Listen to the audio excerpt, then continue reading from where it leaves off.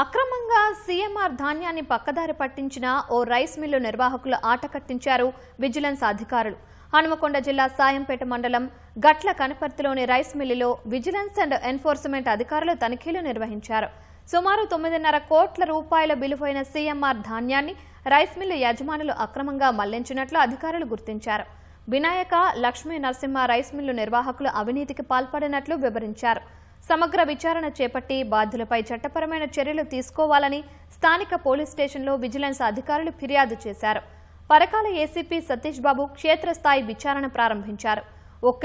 ఒక్కో మిల్లులో 4 కోట్ల రూపాయలకు పైగా అక్రమాలు జరిగిందని, ప్రస్తుతం 2 నిందితులు పరారీలో ఉన్నట్లు ఏసీపీ సతీష్ బాబు వెల్లడించారు.